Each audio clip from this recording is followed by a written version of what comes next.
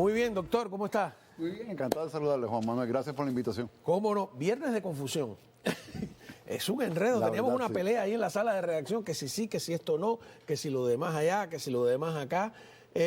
Vamos primero a decirle a los televidentes que ponemos en pantalla el número de teléfono. Usted puede mandar por WhatsApp las preguntas y aquí estamos en vivo, en directo. El abogado Ángel Leal le va a responder, porque el otro día retransmitimos algunas de los puntos importantes, pero esto, quiero decirle al público, es en vivo, en directo. Ahora mismo usted puede llamar y puede preguntarle al abogado. Y la primera pregunta es mía, ¿no? A ver, veo todos esos titulares donde, como expliqué al principio, dice que le van a quitar el parol a todos. Pero usted dice que la Casa Blanca ayer desmintió eso. ¿Lo desmintió? Correcto. Se filtró por algunos medios de comunicación de habla inglés de que presuntamente iban a retirar o revocar los parol de aquellos que vinieron bajo el programa de Unidos por Ucrania, los ucranianos, los paroles humanitarios para Cuba, Haití, Nicaragua y Venezuela, y creo que también los paroles familiares. El caso es de que al publicarse eso, hubo un revuelto y la Casa Blanca desmintió el reportaje. Así que por el momento no hay nada oficial de que van a literalmente, categóricamente revocar estos paroles. Por el momento esa noticia no ha sido confirmada por el Departamento de Seguridad Nacional o la Casa Blanca. Bien, pero sí leí también, viernes en la tarde, demanda. ¿Sabe algo de eso? Bueno, porque leímos que ya hay una demanda que han entablado, no sé si es algún grupo de abogados, por ahí teníamos el documento, pero si no existe la medida, entonces, ¿qué pasa con la demanda? Bueno, la demanda tiene que ver precisamente por la interrupción del programa de parol humanitario, argumentando de que tuvo que haber pasado por un proceso de reglamentación a través de la Gaceta Federal, seguramente están argumentando la Ley de Procedimientos Administrativos. Entonces, en realidad, esa demanda tiene que ver con el tema de la forma en que se paró el programa, porque fue tajante, fue inmediatamente en cuanto hubo el cambio de gobierno el 20 de enero, se suspendió el programa de parol humanitario de Cuba, Haití, Nicaragua y Venezuela, y el de Ucrania también. O sea, interrupción, usted usó ese término, ¿es distinto a eliminación? Fue eliminación, fue eliminación. Yo digo interrupción, pero en realidad la Casa Blanca, el Departamento de Seguridad Nacional, en el primer día eliminaron el programa de parol humanitario para los que pretendían venir, que todavía no habían venido, que habían solicitado el beneficio anterior al 20 de enero. A ver, sí, es verdad que me confundo, discúlpame. No. O sea, esa interrupción, eliminación, etcétera, ¿es para los que estaban en proceso o pensaban aplicar? Pero los que ya están aquí, que es la preocupación fundamental, ¿es otra cosa? Es otra cosa. Que eso es lo que decían que iban a, porque estaban hablando de 500,000 de personas, etcétera. Exacto. Eso no ha sucedido. No. Hubo un memorándum que lo hablamos en este espacio, donde ICE anunció que en algunos casos pudieran considerar revocar el parol, exponer a las personas a una deportación expedita y todo lo que implica eso. Eso, pero no categóricamente. Entonces, aclaramos. En algunos casos se podría revocar el parol y se exponen a una expulsión expedita, rápida, inmediata, etcétera. Exacto. No es masivo. Es correcto. No es para todo el mundo. Y eso ya se había anunciado, y eso fue hace 2 o 3 semanas atrás que habían anunciado esta posibilidad de que lo iban a analizar caso a caso. Ajá. Después de eso, anunciaron que están congelando la adjudicación de las solicitudes de beneficios inmigratorios de aquellas personas que entraron con parol humanitario, porque están investigando a aquellas personas que pudieron haber venido bajo un presunto fraude, sobre todo los casos de los patrocinadores en serie, donde querían investigar eso. No eliminaron la posibilidad de pedir el beneficio, pero sí van a suspender la aprobación de los beneficios hasta que ellos puedan investigar este tema de fraude. Eso se anunció también. Ahora, esta última noticia, que en realidad fue la que está desmentida por el momento, es que categóricamente iban a revocarle el parol a todo el mundo, lo cual quiere decir que dejan de calificar para el beneficio y pueden ser candidatos para deportación expedita. ¿Cómo no? Vamos a ver, 786-505-3117 por WhatsApp. Usted puede mandarle las preguntas. Aquí está en vivo y en directo el abogado Ángel Leal. Creo que tenemos ya algunas preguntas. Vamos a ver la primera. La leemos aquí. Buenas noches. Tengo mi sobrino que entró por CBP One, aplica para la residencia en junio de este año con fecha de corte en marzo del 2026. ¿Debe aplicar asilo? Sí. Sí, porque ese primer memorándum que sacaron referente a la posible revocación de parol y deportación expedita, se van a priorizar a aquellas personas que no pidieron el asilo antes del año. Entonces, si la persona califica, muy importante, no tiene doble nacionalidad. No puede ser frívola no puede la ser petición frívola, de asilo. es correcto. Y lo que usted me ha explicado también que hay como una entrevista, que lo que dices en esa entrevista tiene que ser exactamente lo que digas después. Consistente. ¿No? Tiene que ser consistente. Sí, ajá, porque usted dijo aquí que estuvo en la protesta, ¿qué día? Y tú no se acuerdas si es marzo, abril o junio. Es correcto, y sobre todo si usted puso en el escrito que fue en marzo, llegas a la entrevista y dice... Que fue agosto. Exacto, entonces esas inconsistencias... El torturador era Pedro y después era Juanito. Entonces pueden considerar que es un asilo frívolo porque tiene hechos inventados o hechos materiales que se hayan ocultado en el proceso de pedir asilo. Próxima pregunta, 786-505-3117. ¿Qué tenemos aquí? A ver, llevo 20 años en este país, tengo antecedentes, debe ser antecedentes penales, me imagino que se refiere, ¿no? Sí. Y tengo que renovar mi residencia el mes que viene. ¿Puede pasarme algo? Bueno, tiene residencia, ¿no? No, pero sí le puede pasar algo, porque residencia sigue siendo deportable.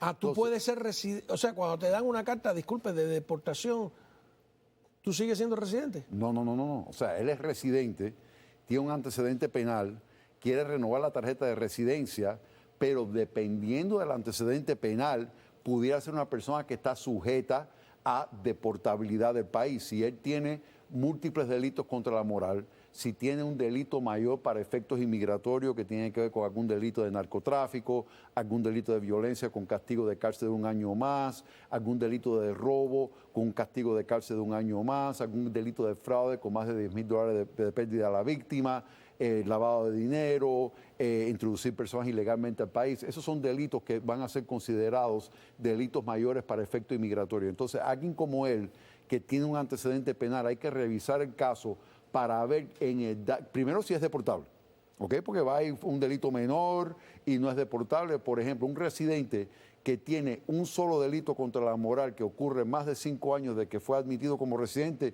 no es deportable. Si tiene un solo delito contra la moral que ocurre en los primeros 5 años de haber sido admitido como residente, pero es un delito menor, probablemente no sea deportable tampoco. Entonces, primero, identificar si es deportable. Segundo, si es deportable, ¿califica para un perdón o no? Entonces, después de que se tome esa determinación, darle la recomendación legal de cómo mejor proceder. Así que le recomendaría al amigo que por favor revise y bueno, sí, el señor del antecedente, de que revise bien ese caso antes de iniciar el trámite de la renovación de la tarjeta para saber a qué se está exponiendo en caso de que sea deportable y en caso de que lo sea, si califica para algún recurso. ¿Y cómo es eso de que hay que renovar? ¿Hay que renovar la residencia? Sí, cada 10 años. La tarjeta es válida por 10 años. Entonces, claro, ¿y por qué no se hace ciudadano? Porque se le puede complicar el... por los mismos motivos, claro, corre menos peligro con la renovación de la tarjeta que con una ciudadanía, porque la ciudadanía es el último filtro y ahí van a revisar todo desde que la persona llegó a este país hasta el momento o sea, que es mejor que intente renovar la residencia a que intente hacerse ciudadano, dependiendo... Yo diría, bueno, sí, pero en el caso de él o cualquiera que esté en esa circunstancia, inclusive antes de renovar la residencia, vamos a revisar el caso primero. Claro. Ah, y otra cosa súper importante, y no viaje. Porque ahí cambia el esquema legal. Suspende Punta Cana. Y posiblemente ya producto del viaje estaría enfrentando ese proceso. Ni siquiera las Bahamas, que no necesita nada. Nada fuera de los Estados Unidos hasta que revisemos el caso. Ok, ni a Los Cayos. No, Los Cayos sí. No, digo, afuera de Los Cayos. Oye, a ver, ¿Qué es un delito moral? Porque él dice, no, que no sea un delito moral. Cuando regresemos de la pausa y usted puede seguir preguntando, estamos en vivo y en directo con el abogado Ángel Leal, 786-505-3117. Pregúntale a Leal. Estamos aquí con el abogado de inmigración Ángel Leal. Usted puede hacerle preguntas directamente, pero antes, defíname delito moral. Un delito que implica vileza moral. Por ejemplo, algo que usted a sabiendas hace con la intención de perjudicar, dañar, robar, agredir. Un delito que tiene lo que nosotros llamamos mens rea, que tienes el estado de mente de querer ocasionar el mal o a crear el daño o perjudicar o destituir a alguien de su propiedad. Fingir un accidente automovilístico para cobrar al seguro es un delito moral. Cualquier delito de fraude va a ser un delito contra la moral. Los delitos de fraude. Delitos de fraude. Pero un DUI. No, porque no. O sea, es peor fabricar un accidente que un DUI. Sí. Sí, porque el DUI, el estatuto, y nosotros analizamos estos casos por el estatuto, la fraseología del estatuto. El estatuto no requiere que usted haya actuado con la intención de manejar ebrio. Entonces, como usted manejó ebrio, porque manejó ebrio, pero no hay un elemento de intencionalidad, técnicamente no es considerado un delito contra la moral. Es considerado un delito particularmente serio. Inmigración sí lo toma en cuenta desde el punto de vista discrecionario. Si hay un recurso, por ejemplo, un ajuste cubano, que es discrecionario y ven que hay un DUI, le pudieran negar el caso, no por un delito contra la moral, pero por un tema de discreción. También el DUI, los delitos de alcohol, desde el punto de vista del examen médico, se puede considerar que es un posible tema de alcoholismo, que es una condición de salud mental con conducta dañina asociada, sobre todo si hay un DUI en los últimos 5 años o 2 en los últimos 10. Más bien a nivel consular es cuando eso lo toman en cuenta, entonces la persona tiene que estar básicamente esperar un año para demostrar que está rehabilitado y que ya no tiene esa condición de salud mental con conducta dañina asociada. Pero como está el horno, no está para pastelito ahora, ¿no? Mejor mire, tome agua y sin gas. Para que... No, y es que hoy en día con todas las facilidades de compañías de compartir de transporte, ¿no? De aplicaciones que uno tiene. Gástese el billete, paga un Uber cuando esté pasado de trago. Tenemos preguntas, a ver, adelante. Hola, me llamo Héctor, soy cubano, ciudadano americano y tengo mis 2 hijos reclamados por reunificación familiar. Está aprobada por USIS. ¿Qué es USIS? El Servicio de Inmigración y Ciudadanía. Ok, y los casos ya están en NVC, ¿qué es eso? Centro Nacional de Visas. Ok, pero por ser mayores de edad están sujetos a boletín de visas. Correcto. ¿Qué es boletín de visas? Mensualmente el Departamento de Estado publica las fechas de actualización de reclamaciones por preferencia familiar, que son 5. Hijo mayor de edad soltero, ciudadano americano. Cónyuge, hijo menor de edad soltero de residente. Hijo mayor de edad soltero de residente. Hijo casado de ciudadano americano y hermano de ciudadano americano. Por lo que estoy leyendo... Seguimos, volvemos al texto. A ver. Él es un padre ciudadano americano que ha reclamado... Los casos están desde el 2021 en NBC, sí. Ese con B corta, no es la cadena. Quisiera saber si estos procesos también están detenidos o si hay forma de adelantar estos casos. Gracias. Son 2 preguntas distintas. Sí, primero creo que es hijo mayor de edad soltero de padre ciudadano americano. Está como por noviembre del 2015. Él tiene fecha de presentación del 2021, esas reclamaciones deben de estar pendientes todavía, hay que revisar si están dentro o fuera de los tiempos de procesamiento. Ese era el caso que lo invitaban, después de que aprobaran la reclamación, de participar en el programa de parol por reunificación familiar, para adelantar el proceso inmigratorio, para que la persona venga bajo parol y al año y el día se acoja a la ley de ajuste cubano, todo en base a la reclamación del padre, pero sin esperar los 4, 5, 6 años que le falta al señor que la reclamación esté actualizada. Vamos ahí porque me surgió una pregunta.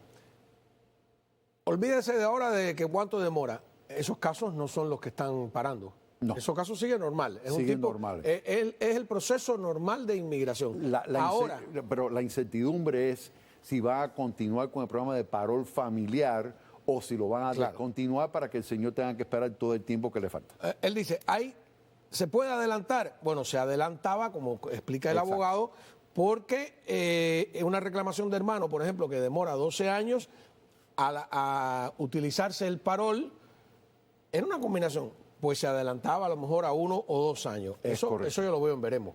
Es correcto. Eso en estos momentos no han anunciado nada formalmente, pero dada la postura que tomaron con el paro humanitario, otros programas especiales, esta administración está en contra de emitir un parol categóricamente. Entonces, todos estos programas de parol categóricos... ¿Qué es un parol categórico? Que en vez de que... O sea, que no es el reclamo normal. O sea, que nosotros 10 nos presentamos y a 2 de nosotros le dan el parol porque pudimos demostrar una circunstancia humanitaria o interés público, pero a los otros 8 no calificaron porque no habían circunstancias humanitarias o... Ese es un no categórico. Ese es un no categórico. El categórico que a los 10 nos van a dar el parol porque los 10 somos parte de un grupo de personas que vienen de un cierto lugar bajo una cierta condición. Que va a ser caso por caso. Es lo que ellos quieren hacer. Pero bueno, volviendo al tema, la reclamación de hermanos que demoraba 12 años y que se adelantó y usted entró con el parol, eso también estaba sujeto a cómo tú te arreglabas tus papeles. Los cubanos con la ley de ajuste. Por eso yo decía que mucha gente que estaba contra la ley de ajuste no se daba cuenta que todo el proceso migratorio de Cuba está montado en torno a la ley de ajuste, incluso el de las reclamaciones familiares. Sí, señor. Entonces aquí respuesta clara es, el proceso normal sigue, pero lo de los paroles es lo que está... Y no te van a adelantar nada. Si están bombardeando el parol... Parece ser que no. En honor a la verdad, no hay nada oficial referente al programa de parol familiar, pero no hay una expectativa. De todas maneras, el blanco principal no es el parol familiar, sino ese... Es el parol humanitario. Ese humanitario que... Ese es el principal. Que se creen que se usó de manera alegre y excesiva. Próxima pregunta. ¿Qué pasará con los casados con ciudadanos americanos con más de 20 años en este país, récord limpio en todos los aspectos y ya huellas tomadas en inmigración por el programa iniciado por Biden para casados con ciudadanos? Queremos saber qué respuesta hay para estos casos. No procede, cancelado y ya debían de haberle devuelto el dinero de la tarifa de presentación, que si mal no recuerdo era $585 o $580. Ya ese dinero debía de haber sido devuelto, un juez federal lo declaró ilegal y por lo tanto ya eso no procede. Discúlpeme, ahí me dejó fuera.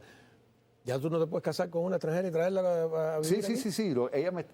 La pregunta tiene que ver... volvemos a la pregunta porque ahí me enredé. De la pregunta anterior. ¿O está trabajo en marcha? Sí, ahí está. ¿Qué pasará con los casados con ciudadanos americanos? Sí, pero por el programa iniciado por Biden para casados con ciudadanos. ¿Qué es ese? ¿Qué programa es ese? Era el programa que él anuncia casi al final del mandato. Si mal no recuerdo, en agosto, sí, fue en agosto.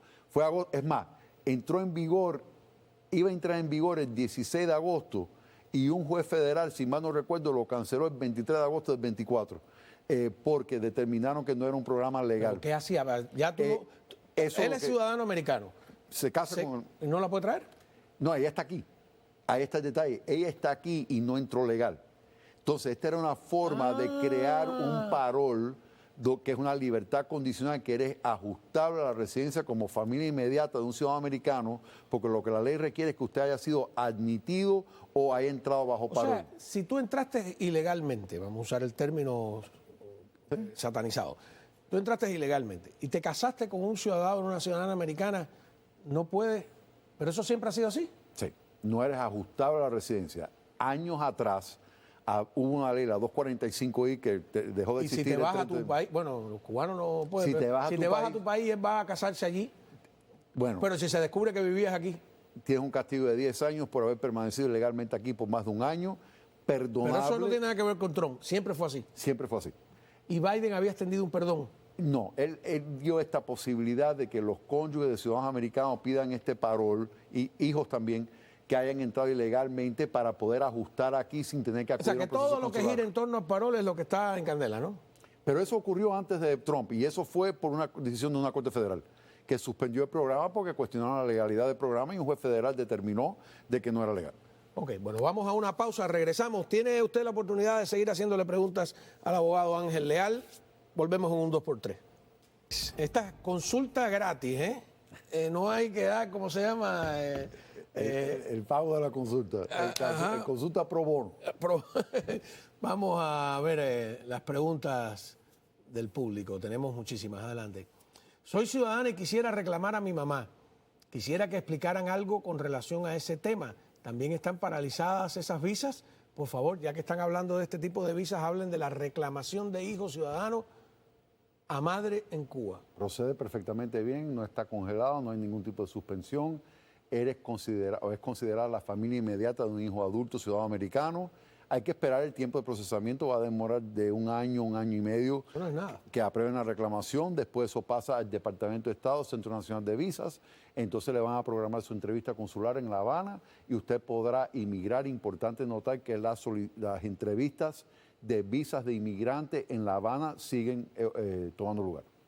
¿Le da tiempo de prepararse económicamente cuando llegue familiar también?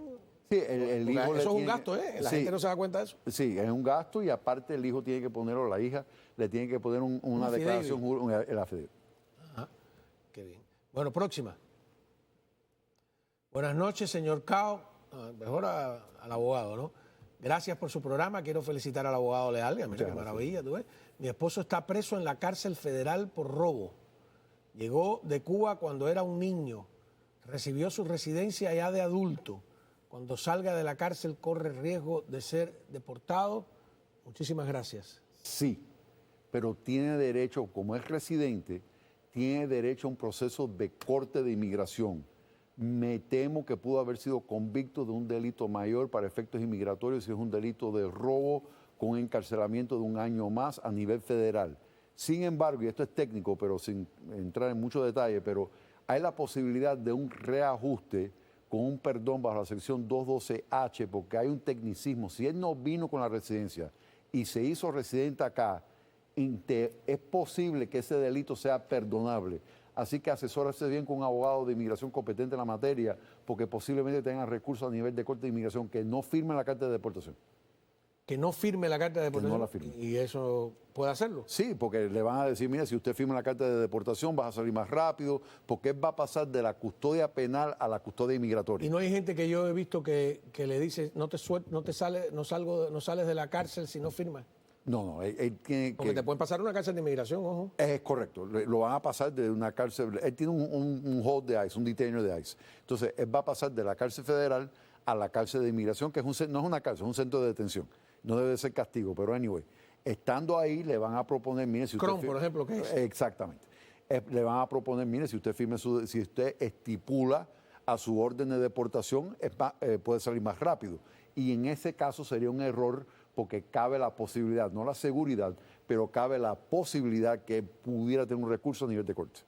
Mira, que lo importante es tener un abogado hábil, que yo recuerdo el caso, no voy a mencionar el nombre, pero mucha gente va a saber de quién hablo, que era un cabildero famoso aquí en Miami, político, llevaba 30 años y no se había hecho ciudadano. Se formó un problema con político, lo condenaron a 1 año y 1 día. Era deportable porque no era ciudadano. Y el abogado pidió que le rebajaran 1 día de condena. Y yo, que no sabía bien en esa época, digo, qué cosa tan extraña que está pidiendo que le rebajen 1 día de condena. Y me pongo a averiguar y digo, bueno, ¿y por qué? Porque al rebajarle 1 día de condena ya no era deportable. Porque eres deportable cuando estás más de 1 año y 1 día preso, ¿no? Sí, pero cuando es 1 año o más, pero si lo bajaron a 364 días, ajá, posiblemente pasó de tener un delito mayor bajo ley migratoria a, vamos a decir, un delito contra la moral y tal vez pasa de ser deportable a no deportable por ese cambio técnico. Exacto, pero a él no se le iba a ocurrir, ¿no? Y me alegro que lo hayas tocado el tema, porque aquellas personas que sean inmigrantes, que tengan inclusive residencia, que estén enfrentando un proceso penal, antes de declararse culpable, piden a su abogado penal, de defensa penal. ¿Cuánto es la sentencia? Bueno, que consulte con un abogado de inmigración para entender la consecuencia inmigratoria de lo que usted se está declarando culpable, porque posiblemente se pueda negociar con la fiscalía para que se declare culpable de otro delito relacionado, pero que tal vez no tenga tan grave consecuencia inmigratoria. De hecho, hay un caso de la Corte Suprema que se llama Padilla, que tiene que ver con eso, donde es un derecho constitucional de que usted sepa las consecuencias inmigratorias de declararse culpable de un delito penal. Próxima. A ver. Mi nombre es, mira, este hombre da nombre y todo, no tiene un sobrino. Luis Mariano Cruz, ciudadano americano de 2021. Porque reclamó a su hija siendo residente en el año 2017. Ya me sé la respuesta a eso, pero bueno, lo voy a dejar que el abogado lo diga. Se enviaron todos los documentos solicitados al NBC con B corta y pagos correspondientes. Desde el 17 de junio del 24 se terminó el proceso y comunicaron esperar por la fecha de la entrevista en La Habana, Cuba. Hasta la fecha no tenemos respuesta. ¿Qué debo hacer? Mi teléfono es Gracias. Ese caso me preocupa por esto. Es manejable, pero él, lo que estoy entendiendo es que reclama a la hija siendo él residente y ella menor de edad. ¿Ok? Entonces es una reclamación que en estos momentos tiene una fecha de actualización del 1 de enero del 22. Él se hace ciudadano americano. Si se hace ciudadano americano antes de que ella cumpliera los 21 años de edad, automáticamente es considerada la familia inmediata de un padre ciudadano americano. Sin embargo, si se hace ciudadano americano después de que ella cumpla la mayoría de edad, después de los 21, entonces ella se convierte en la hija mayor de edad soltera de un padre ciudadano americano que está por noviembre del 2015.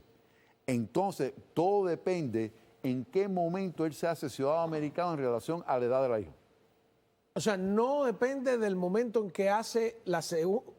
A ver, porque déjame ir por órdenes, porque yo he visto algunos que recomiendan en oficinas congresionales. Por cierto, las oficinas congresionales federales atienden casos de inmigración, aunque no te pueden defender ni nada por el estilo, que no es el caso, por ejemplo, de las oficinas del condado o del estado, que sería en este caso Lincoln, Mario Díaz Valar, María Elvira, Lincoln, discúlpeme, estoy yo con el que mañana sí, vamos a... Mario se va a cubrir en directo paz descanse. La misa de domingo. Mario, Carlos Jiménez y María Elvira cubren esas oficinas. Tiene que ser del distrito. Sí, ¿no? Rick Scott. Los senadores también, ¿verdad? Y pero menos, lo hacen menos. Lo hacen menos. Generalmente son los representantes. Son los representantes. Entonces, yo he visto que le dicen a alguien que hizo una reclamación de residente, alguien que está diciendo, voy a esperar a hacerme ciudadano para reclamar a mi hija. Le dice, no, ¿para qué va a esperar a hacerte ciudadano? Hazte ahora en residente y después la transforma. Pero usted me está diciendo que si en ese tiempo se hizo mayor de edad la hija, es preferible seguir con la reclamación de la residencia. Es correcto. Porque y es válido, no es una trampa. No, es válido. O sea, si en ese momento... ¿Y ya tú eres ciudadano y sigues reclamándola como residente? No puede. O sea, ya en el momento que usted se hace ciudadano americano... ¿Tienes que cambiarlo obligado? Se convierte automáticamente en una reclamación de hija de un padre ciudadano americano. Entonces, todo depende en qué momento el señor se hizo ciudadano americano. Si fue antes o después de que la hija cumplió los 21 años de edad. Ya sabe. Próxima llamada. A ver, o próximo mensaje.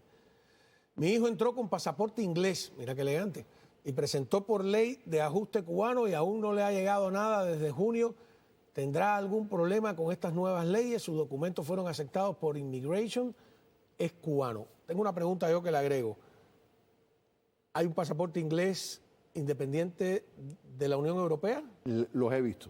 ¿Sí? Los he visto. Es posible, sí. Aunque sí, generalmente entran con el pasaporte de la Unión Europea, pero sí, yo he visto pasaportes ingleses. Con el Brexit, cuando se fueron fueron completos, migratorios y todo.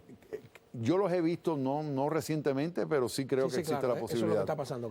Pero el detalle ahí es que, aún con el pasaporte inglés, entró bajo el programa de exención de visa, el Visa Waiver Program, el ESTA. Eso quiere decir que cuando él entró con un permiso de 90 días de estadía.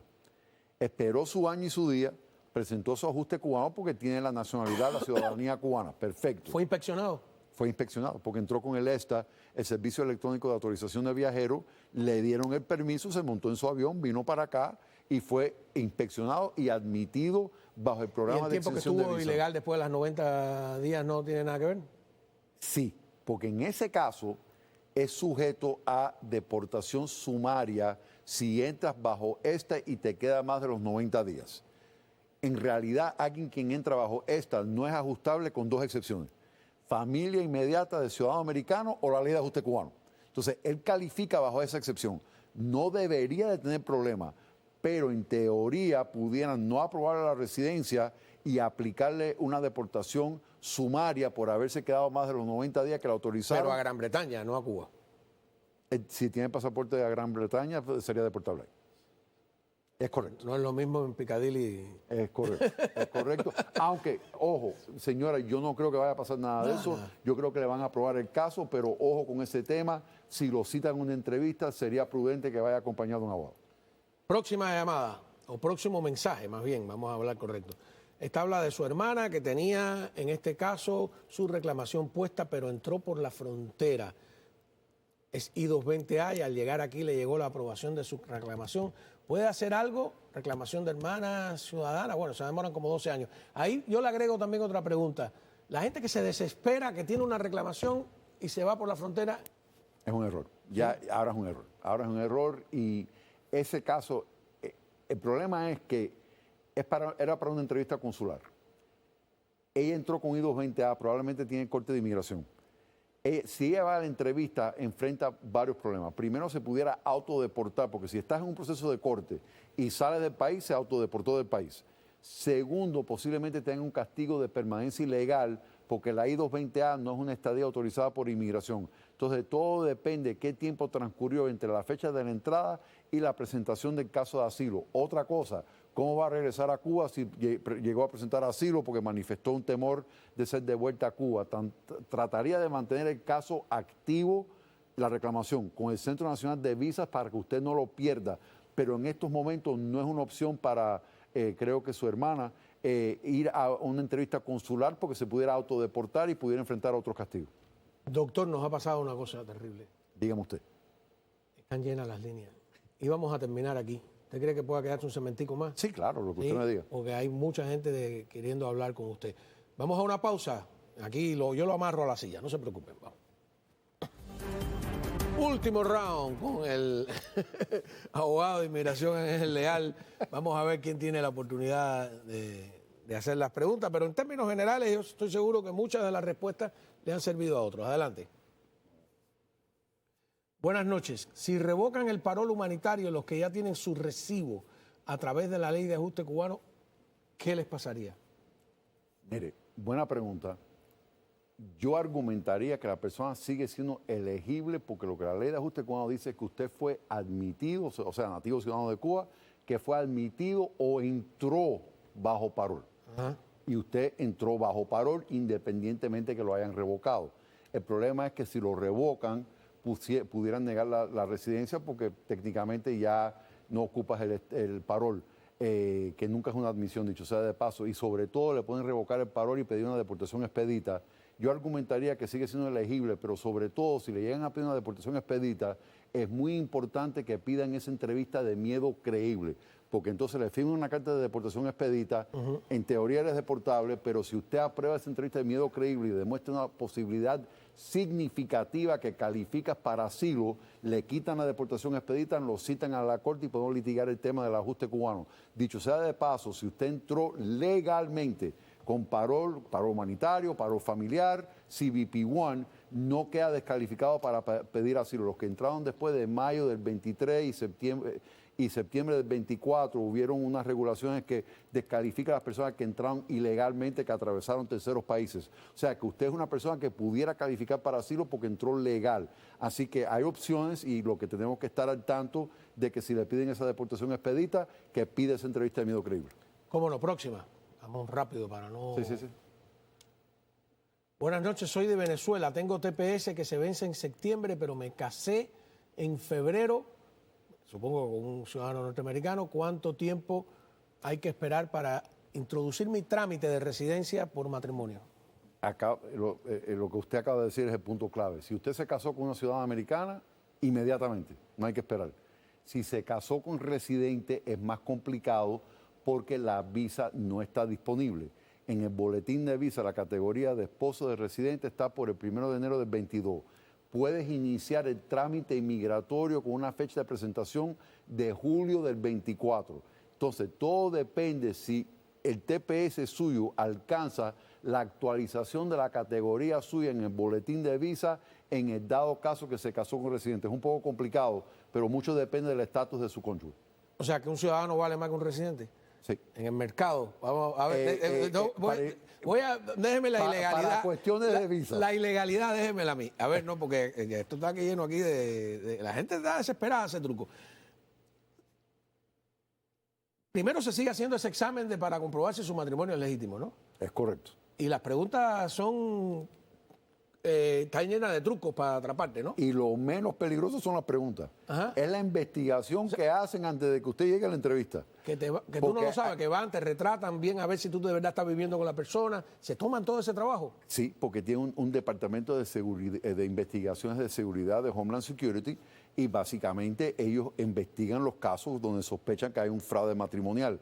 Ellos tienen acceso a muchas bases informáticas donde pueden recopilar información de chapas de carro, licencias de conducir. Cuando empiezan a haber inconsistencias con direcciones, con historiales, fechas de convivencia, etcétera, entonces Homeland Security Investigations ya puede hasta presentar un reporte donde consideran de que puede haber un fraude matrimonial y pueden destacar los motivos. Y todo eso ocurre antes de que ni siquiera usted llegue a la entrevista. Ya cuando usted llegó a la entrevista, ya entonces tienen toda esa información y entonces ahora es cuestión a ver si en la entrevista usted puede justificar las discrepancias que ya han descubierto antes de que usted llegara a la entrevista. Ojo, esta semana acaban de publicar en la Gaceta Federal una posible política nueva de inmigración que van a revisar las redes sociales. Bueno, siempre las revisan, pero aparte de revisar, donde usted tiene que facilitar su nombre de usuario en todas las plataformas de las redes sociales que usted utiliza, ya esto existe a nivel consular, lo van a hacer ahora en inmigración. Que hay toda una discusión sobre si es una intromisión en tu intimidad, etcétera, etcétera. Tú sabes que en Netflix vi una película de Gerard Depardieu, el actor francés, que creo que se llama Green Card, donde terminan deportándolo. Sí, y ellos, es un matrimonio falso, él paga, finge y se tienen que ir a vivir juntos y terminan enamorándose, de verdad, pero aunque ya era verdad, y muy buena lo lección. deportaron. Inmigración evalúa estos casos con la intención de las partes en el momento de contraer el matrimonio. Si fue una intención fraudulenta y determinan que hubo fraude matrimonial, si te enamoras después, es castigable vale. penalmente 5 años de cárcel y $250,000 de multa. Pero y también la 204C del Código de Inmigración es una prohibición por vida que cualquier otra persona lo pueda reclamar en un futuro, inclusive un hijo americano, un padre, un hermano. O sea, aparte de la posible consecuencia penal, hay una consecuencia migratoria bien severa, que es que nadie más lo pueda reclamar en un futuro. Pero de todas maneras, en el mercado, en la bolsa negra de inmigración, si te casas con un residente, no eres ajustable a no ser que entró legal, fue admitido legalmente y permanece dentro de un estatus válido. Y si te casas con un ciudadano, ¿tienes el requisito de haber sido inspeccionado igual? Sí, pero en el caso de ser familia inmediata de un ciudadano americano, la ley nada más que exige que usted haya sido admitido legalmente, no requiere necesariamente una permanencia legal en el país. ¿Alguien que tenga I-220A se puede casar con un ciudadano americano? Pero no tiene una admisión y no entró bajo parol. No sirve de nada. Y no es ajustable y es el argumento que tenemos ahora de la I-220A y la ley de ajuste cubano. Siga disfrutando de su soltería, así que tranquilo. No. Próxima pregunta. Buenas noches. Quisiera saber si una persona estando reclamada por la madre, aprobada por UCIS, al haber sido invitada al programa de parol con chequeo médico hecho y todo, procedería más rápido la reclamación del hijo ciudadano. Sí. ¿Sí? Porque es considerada la señora es considerada la familia inmediata de un hijo adulto ciudadano americano, independientemente del trámite que tiene del programa de parol por reunificación familiar, que lo debe de seguir manteniendo vigente. Que el hijo la reclame, no es inconsistente y posiblemente venga más rápido por la reclamación del hijo que esperar que reanuden o aprueben ese parol familiar para que la persona pueda venir. Mucha gente dice, yo tengo ya chequeo médico. ¿Sí? ¿Eso significa algo? Bueno, el problema es que el chequeo médico, ¿te devuelven el dinero? en un caso, no.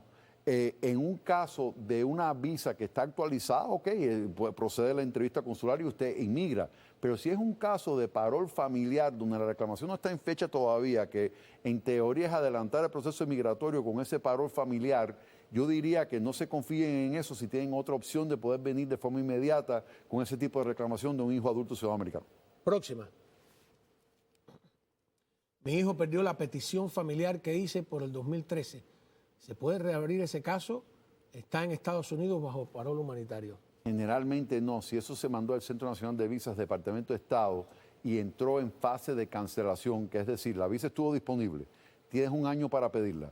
Si al cabo del año usted no pidió esa visa, le van a mandar una primera carta, la carta de cancelación número 1, diciéndole, óigame, le vamos a cancelar el caso, tienes un año para reactivar el caso si usted nos demuestra un motivo que impidió de que usted pidiera esa visa. Si aceptan la explicación, recuperas el caso, pero si en el transcurso del siguiente año no haces esa petición, entonces le mandan la carta de cancelación número 2, que es una cancelación definitiva donde literalmente destruyen la reclamación.